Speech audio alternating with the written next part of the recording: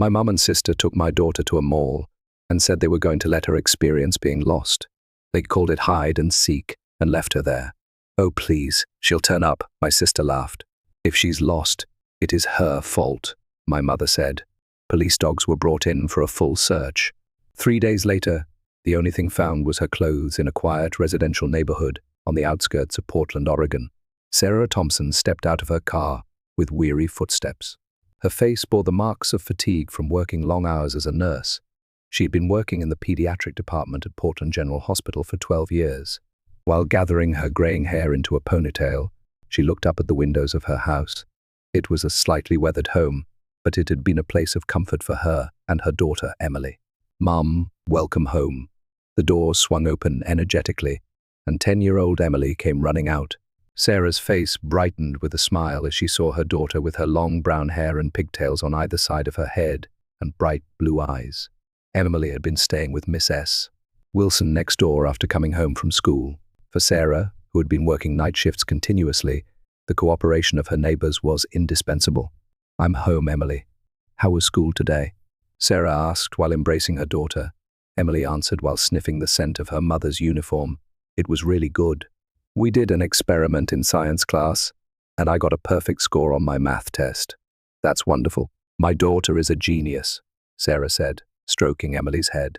When they entered the house, Emily's homework was already spread out on the living room table. Sarah headed to the kitchen and took out leftovers from the refrigerator. Finding time to cook was always a challenge amid her irregular nursing schedule. "Emily, are you hungry? I'll heat up some chicken soup." "Yes, but first, look at this." Emily proudly showed a picture she had brought home from school. It was a drawing of her family, Sarah, Emily, and Michael, Emily's father, who had divorced Sarah 5 years ago. Sarah felt a slight tightening in her chest. "That's a lovely picture, Emily. Can you imagine making $10,000 a month just from YouTube, all from home?" "That's exactly what I did with Reddit stories. No face, no voice. Check the link in the description if you're curious. Dad said he wants to see it too. I'm going to take it with me when I see him next weekend." Sarah nodded silently. The divorce from Michael hadn't been amicable, but she tried to maintain as good a relationship as possible for Emily's sake. Michael spent time with Emily only 2 weekends a month, no more, no less. While preparing dinner, the phone rang. Sarah picked up the receiver with a sigh. "Hello, Thompson speaking." "Sarah, how are you? Can you talk now?" The voice on the other end of the line was Sarah's mother, Margaret. She still hadn't stopped meddling in her daughter's life. "Yes, I'm just preparing dinner." "Still feeding her fast food? That child should be eating more nutritious meals." Margaret's voice was tinged with criticism. Sarah closed her eyes and took a deep breath. "It's chicken soup, homemade." "I see. By the way, Rachel and I have made plans for the weekend. We thought we'd take Emily shopping." Sarah's sister, Rachel, had a strong bond with their mother. The two of them were constantly critical of Sarah, especially continuing to criticize her for spoiling Emily and how she raised her. "Shopping? That's unusual for you two to want to take Emily out. It's a grandmother's right to spend time with her grandchild, isn't it? Besides, that child needs to develop more social skills. She lacks independence because you spoil her too much." Sarah tried to argue, but the words caught in her throat. It was always difficult to assert her opinions against her mother and sister. Since childhood, she had learned to simply stay quiet and obey in front of them. "Emily has plenty of social skills. She has lots of friends at school, but she needs to learn about the harshness of the real world. Rachel and I will take her to Woodfield Mall on Saturday afternoon. You should take some time off. You're always working, and you don't look well." Sarah felt weary but considered the idea. She was indeed tired from consecutive night shifts. Maybe it wouldn't be bad for Emily to go shopping, and truthfully, she wanted some time to herself. "All right, I'll ask Emily." After hanging up, Sarah approached Emily with the idea. Contrary to her expectations, Emily's eyes lit up. "Shopping with Grandma and Aunt Rachel? I want to go. Maybe I can pick out Christmas presents too." Sarah smiled. "Yes, probably." On Saturday morning, Margaret and Rachel arrived at Sarah's house. As usual, Margaret appeared with perfect makeup and expensive clothes, and Rachel was similarly well dressed. The two of them frowned slightly at seeing Emily's casual attire. "Oh, are you going in those clothes? Don't you have anything cuter?" Rachel asked, making Emily shrink a bit. "Her clothes are cute enough," Sarah said, but the two ignored her. "Anyway, let's go, Sarah. We'll be back in the evening. Get some rest." Margaret said in a commanding tone. Sarah kissed Emily goodbye. Have fun, Emily. Call if anything happens. I'll be fine, Mum. You get some rest. Emily waved cheerfully. As she watched Margaret's luxury car drive away, Sarah felt a strange uneasiness spreading in her chest, but she suppressed that feeling. Her mother and sister were Emily's family. Surely everything would be fine. Sarah returned to the house and decided to enjoy her rare free time. She read a book, caught up on housework, and in the afternoon, she took a long bath. However, as time passed, her anxiety increased again. By evening, there was still no contact from the three of them. Sarah picked up her cell phone and called her mother. There was no response. She then tried calling Rachel, but again, there was no answer. She looked at the clock. It was already past 7. When she finally got through on one of her many attempts, her mother answered. Hello, Sarah, calling so many times. Were you always this anxious? Margaret's voice had a touch of irritation. Mum, it's already 7:30. You're well past the time you were supposed to be back. Where's Emily? There was a moment of silence on the other end of the phone. Oh, Emily. Sarah's heart nearly stopped. Her mother's tone was clearly strange. What about Emily? Where is she? Calm down, Sarah. Emily just got lost, that's all. Sarah couldn't believe her ears. Just got lost? What do you mean? We're at Woodfield Mall. Rachel and I are at the food court. We've just explained the situation to security. Sarah grabbed her car keys with trembling hands. I'll be right there. The 20-minute drive to the mall felt like an eternity to Sarah. Her mind was in chaos, imagining the worst scenarios. She ran red lights and exceeded the speed limit. Sliding into the mall parking lot, Sarah rushed into the building, remembering the path to the food court. She quickly found her mother and sister. The two were talking with a security guard while drinking coffee. Their composed demeanor made Sarah's anger rise. What's happened? She shouted as she approached them. Margaret elegantly put down her coffee cup and looked up at Sarah. Sarah, stop raising your voice in public. Where is Emily? Sarah tried to control her voice, but the trembling wouldn't stop. Rachel shrugged. We don't know. We were just trying to give her an educational experience. Educational experience? Margaret calmly explained. Emily needs to learn about the harshness of society. Children who are raised overprotected can't survive in the real world. What was this educational experience?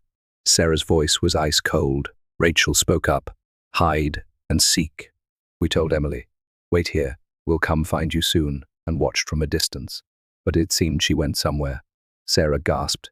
You left a 10-year-old child alone in a large shopping mall? It's to raise her to be strong. You always spoil her too much, Margaret said calmly. The security guard interrupted. Miss Thompson, the first need detailed information about your daughter. Do you have a photo? Sarah took out her cell phone with trembling hands and showed a recent photo of Emily. She has long brown hair and blue eyes. Today, she was wearing a navy blue t-shirt and denim shorts. When did she go missing? The guard asked the two women. Rachel answered, probably around 4, but don't worry, I'm sure she'll be found soon.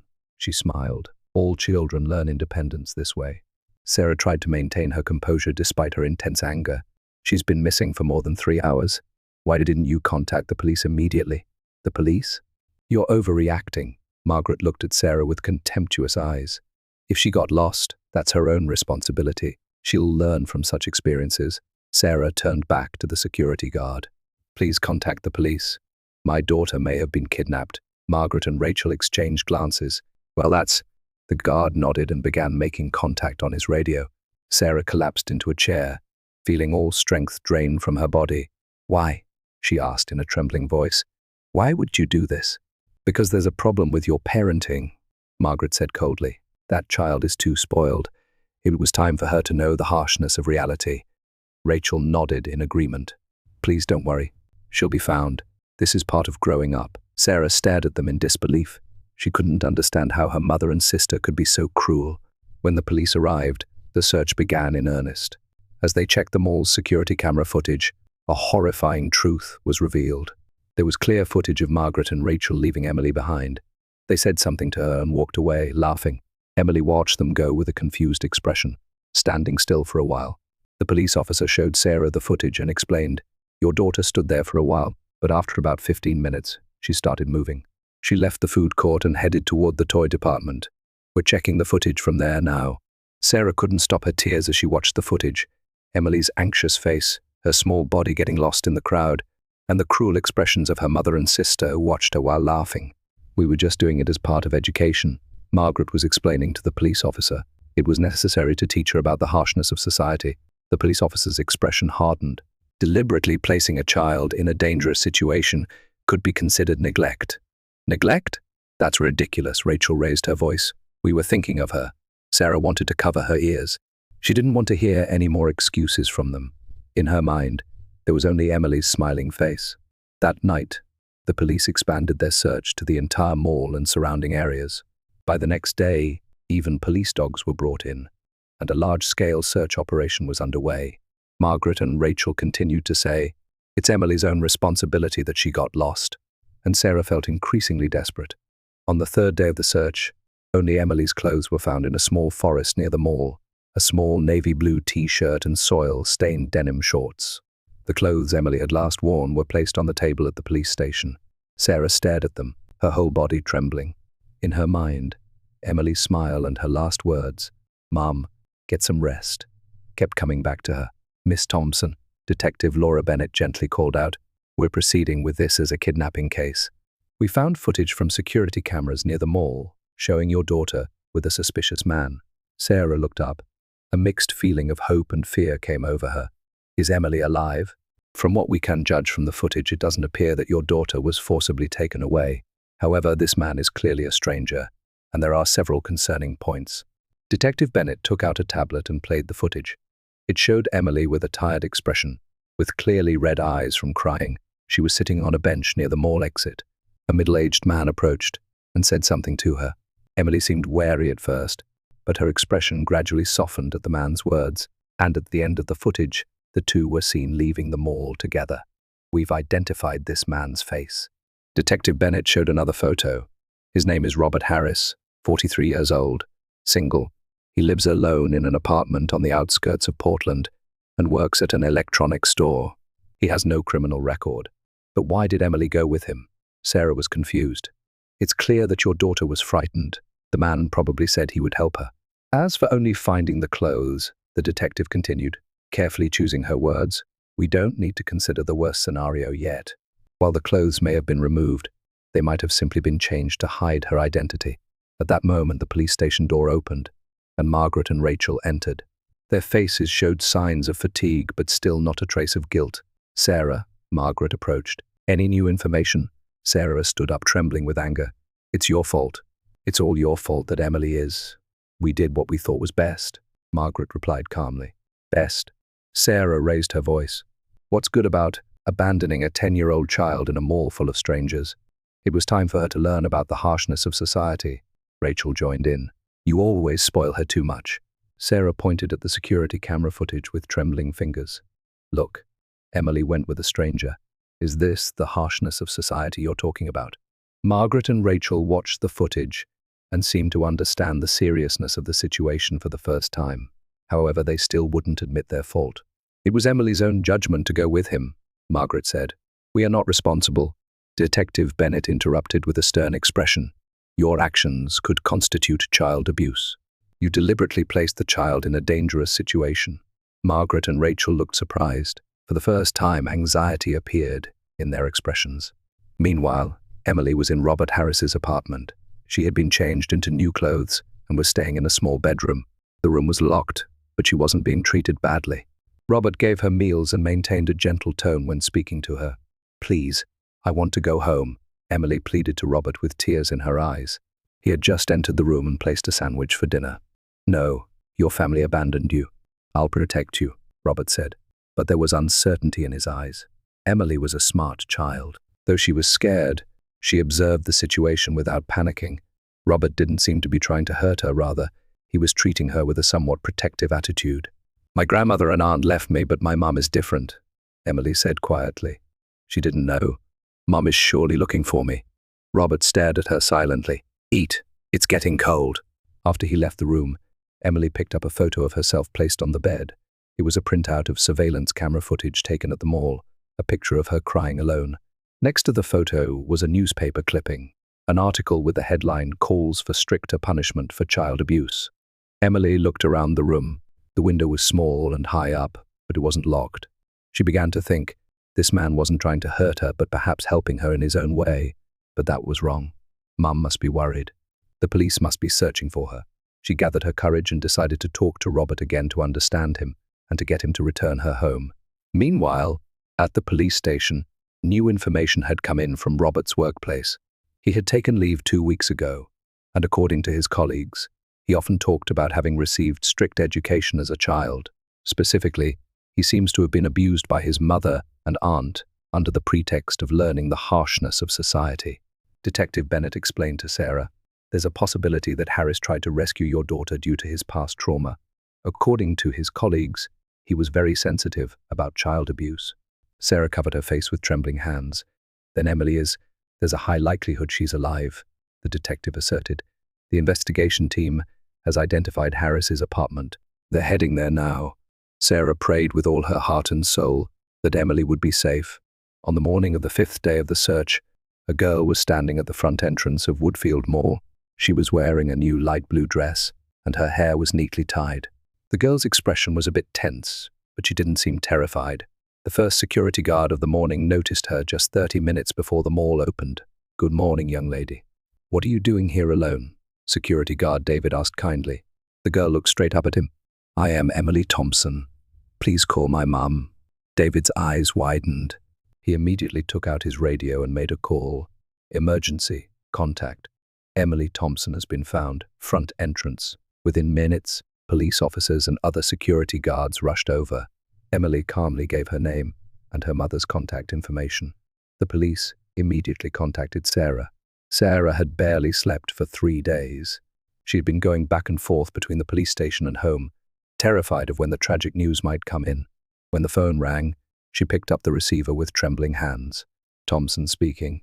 Her voice was heavy with fatigue. "Miss Thompson, this is Detective Bennett. I have good news. Emily has been found. She's safe." Sarah collapsed to her knees. "Emily, she's alive?" "Really? Where?" "She was found at the front entrance of Woodfield Mall. A police officer is with her now. Can you come here right away?" Sarah drove like mad. When she arrived at the mall, police cars and ambulances had gathered. She jumped out of the car and ran toward the center of the circle of people. "Emily!" The small girl turned around, and tears welled up in her blue eyes. "Mum!" They embraced and cried. Sarah touched Emily's hair, face, and arms as if to make sure her body was unharmed. "Are you okay? You're not hurt?" Emily nodded. "I'm okay, Mom. Robert was kind to me," Sarah gasped. "Robert? He took you?" Detective Bennett approached the two. "Emily, after you see a doctor, could you tell us what happened?" At the hospital examination, no signs of physical abuse were found on Emily. Rather, it was confirmed that she had been given proper meals and kept in a clean environment. The doctors were surprised. It was rare for a victim in a kidnapping case to return in such good condition. In a small interview room at the hospital, female detective Susan Carter gently listened to Emily's story. Sarah was also present. "Emily, can you tell me what happened at the mall?" Susan asked gently. Emily took a deep breath and began to speak. "I went shopping with Grandma and Aunt Rachel, but in the middle they said, 'Let's play hide and seek.' They said, 'Wait here, you have to find us.'" She continued with some hesitation, "But no matter how long I waited, I couldn't find them. I got scared. When I was crying, Robert came up and asked, 'Are you okay?' So you went with him?" Susan gently prompted. "Yes, I was scared at first, but Robert said he would contact the police. But when we got to his apartment, he said, 'Your grandmother and aunt are terrible people. You can't go back to them anymore.'" Sarah embraced her daughter's shoulders with trembling hands. "Robert told me that his grandmother and aunt did terrible things to him. He said they often bullied him in the name of education when he was little. That's why he wanted to protect me. Did he do anything bad to you?" Susan asked carefully. Emily shook her head. "No. He bought me new clothes and made delicious food, but he wouldn't let me go outside. He said he was protecting me from people who would hurt me. Then why did you return to the mall this morning?" "Last night, I talked a lot with Robert," the first told him. "My mom didn't abandon me. She didn't know." Then Robert thought for a long time and finally said, "Tomorrow, I'll return you to your mom." Emily smiled slightly. "He said he couldn't return me directly, so we made a plan. Earlier in the morning, he took me to the front of the mall and said, 'When you find a security guard, talk to him.'" Susan nodded while taking notes. "We also found a letter from Robert." She took out an envelope. This was in Emily's pocket. Sarah opened the envelope with trembling hands. There was a letter written in neat handwriting. To Miss Thompson, I did not harm your daughter. She is truly a child who deserves to be loved. I have my own experience of suffering from education by my mother and aunt, and I didn't want Emily to go through the same. When I saw her grandmother and aunt abandoning her on the mall security cameras, I acted impulsively. Your daughter loves you very much. I could tell from her stories that you are a good mother. Please protect her. Robert Harris. Sarah couldn't hold back her tears. A complex mix of emotions, anger, relief, surprise came over her.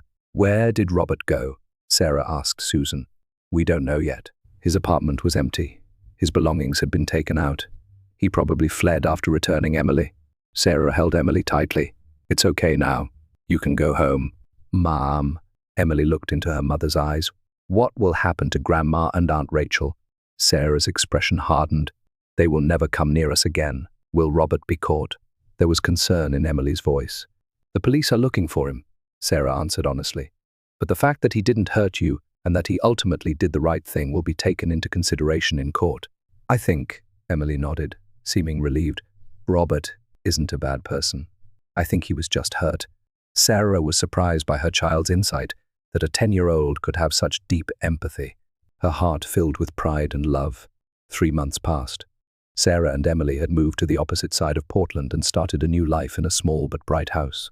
The two were gradually recovering from the trauma of the incident. Emily had a weekly session with a kind female counselor. She was surprisingly strong, and the counselor said, Emily's resilience is remarkable. Sarah felt proud of her daughter's strength. One peaceful Saturday morning, a letter arrived in the mailbox. There was no sender's name, but the postmark was from a distant state. Sarah opened it, wondering. To Miss Thompson, it's been 3 months. Is your daughter doing well? I've been worried about her all this time. I don't expect what I did to be forgiven. However, Emily's words changed my life. I am currently starting a new life under a different name in a small town in Wyoming. I've begun volunteering at a local orphanage. I hope that by supporting children who have been hurt, I can make some amends. The enclosed memoir is a record of my childhood. It details the abuse called education from my mother and aunt. This is why I took Emily that day, but that is no excuse. Please tell Emily that her pure heart and kindness saved a broken adult. Sarah was overwhelmed with complex emotions as she read the memoir. Robert's childhood was filled with unimaginable abuse. Still, he ultimately did the right thing. Sarah couldn't forgive him, but she did feel a kind of understanding and gratitude for returning Emily safely. Meanwhile, Margaret and Rachel's lives had been transformed. The incident was widely reported in local news, and their excuse of educational consideration received strong condemnation from society. Margaret had been expelled from her church volunteer group, and Rachel had lost her place at work. Margaret now sat alone by the window in her large, empty house. She had an old album in her hands and was looking at photos of Sarah when she was little. For the first time, she began to question herself. The question, was I wrong, was beginning to sprout in her heart. Rachel couldn't escape her mother's influence and had moved to a new town, living as if running away from her mistakes. That night, Sarah and Emily were spending time on the living room sofa. They had just finished watching a movie. Mom, Emily suddenly asked, family isn't just about blood ties, right? Sarah was a bit surprised. That's right. Family means people who love, protect, and support each other. Robert protected me in the end, Emily said quietly. Grandma and Aunt Rachel are family, but they didn't protect me. That's true. Sarah was surprised by her daughter's insight. Even if it's just the two of us, we're a proper family, right? Emily's eyes were full of hope. Of course, Emily. Sarah embraced her daughter. We are the best family. That night, Sarah decided to write a reply to Robert's letter. Although she couldn't forgive him, she wrote words of gratitude for returning Emily safely and wishes for his own healing. Outside the window, snow had begun to fall quietly. A warm light glowed in Sarah and Emily's small house. There was the image of a true family, created by the strong bond between the two.